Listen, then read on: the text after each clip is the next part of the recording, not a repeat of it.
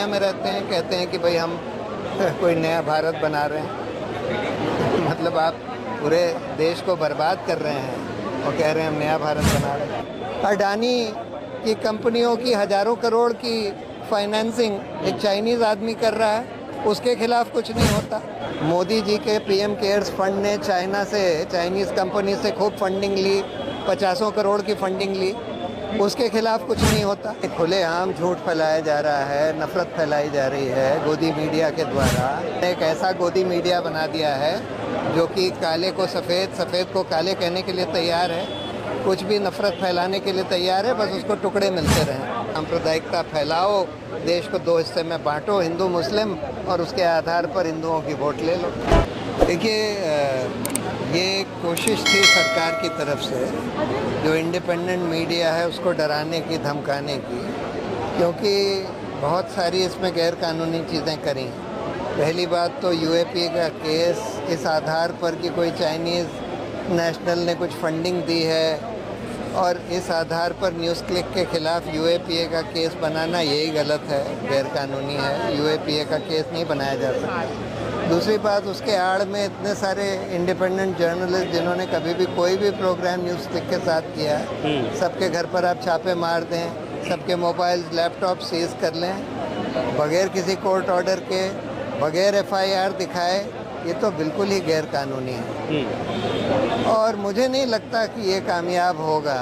सरकार की तरफ से ये जो एक दांव खेला गया है कि भाई इनको हम डरा देंगे, मुझे लगता है आज की यहाँ गैदरिंग देखकर इतने सारे करीब सारे इंडिपेंडेंट जर्नलिस्ट और बहुत सारे हज़ारों की संख्या में आए हुए हैं, इसको देखकर मुझे ये लगता है कि ये दांव बिल्कुल उल्टा पड़ेगा।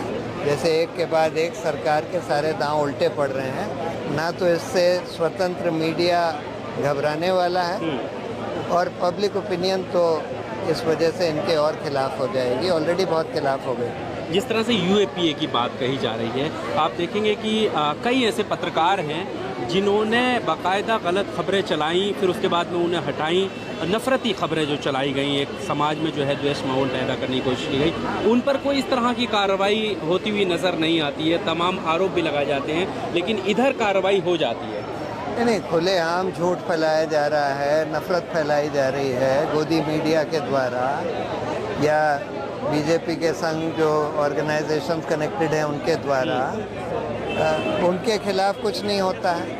मोदी जी के पीएम केयर्स फंड ने चाइनीज़ कंपनी से खूब फंडिंग ली, 50 करोड़ की फंडिंग ली, उसके खिलाफ कुछ नहीं होता। अडानी की कंपनियों की हज़ारों करोड़ की फाइनेंसिंग एक चाइनीज़ आदमी कर रहा है, उसके खिलाफ कुछ नहीं होता। और आप न्यूज़ क्लिक के खिलाफ जा रहे हैं जो कि एक स्वतंत्र पत्रकारिता कर रहे हैं, उनके खिलाफ यूएपीए का केस बना रहे हैं ये कह के कि भाई उन्होंने कोई चाइनीज़ नेशनल से कुछ फंडिंग ली है। अच्छा, इसमें एक सवाल ये भी है कि कुछ मीडिया चैनल्स या उनके पत्रकार जो हैं वो खुले तौर पर मजम्मत इसकी करते हुए, मतलब समर्थन करते हुए नजर आ रहे हैं इस कार्रवाई का, कि कुछ चिंदी पत्रकारों पर क्या कार्रवाई हुई, प्रेस की आज़ादी पर ही सवाल खड़े करने शुरू कर दिए। उन लोगों का क्या अब 2 धड़ों में बैठ गया है मीडिया? देखिए, एक गोदी मीडिया हो गया है जो सरकार के टुकड़ों पर पलता है, और वो तो प्रेस फ्रीडम को ये मानते हैं कि बाकी सब मीडिया को दबा दिया जाए, बस उन्हीं का फ्रीडम है। जैसे कि आज ह्यूमन राइट्स कमीशन जो बन गया है अरुण मिश्रा साहब के आने से, कि एंटी ह्यूमन राइट्स कमीशन बन गया है। वो कहते हैं कि human rights organisations human rights के लिए खतरा है। तो जब ऐसा मीडिया खड़ा कर दिया जाए, और ये मोदी जी का कंट्रीब्यूशन है हिंदुस्तान के लिए कि उन्होंने एक ऐसा गोदी मीडिया बना दिया है जो कि काले को सफ़ेद, सफ़ेद को काले कहने के लिए तैयार है, कुछ भी नफरत फैलाने के लिए तैयार है, बस उसको टुकड़े मिलते रहें। तो अब ये आगे जो फ्यूचर है हमारे देश का, क्योंकि प्रधानमंत्री कहते हैं कि हमारे सपनों की उड़ान जो है वो असीम है, हम आगे की तरफ जा रहे हैं, देश जो है वो अब देखिए, press freedom index, human development index, corruption index, सभी इंडेक्सेस में, न्यूट्रिशन इंडेक्स, सब इंडेक्स में हिंदुस्तान गिरता चला जा रहा है। एम्प्लॉयमेंट इंडेक्स, और प्रधानमंत्री पता नहीं किस दुनिया में रहते हैं, कहते हैं कि भाई हम कोई नया भारत बना रहे हैं। मतलब आप पूरे देश को बर्बाद कर रहे हैं और कह रहे हैं हम नया भारत बना रहे हैं। एक आखिरी सवाल सर, अभी प्रधानमंत्री का एक और स्टेटमेंट आया जिसमें वो पूर्व प्रधानमंत्रियों की बात करते हुए ये कह रहे हैं कि पहले जो हक अधिकारों की बात थी वो मुसलमानों की कही जाती थी।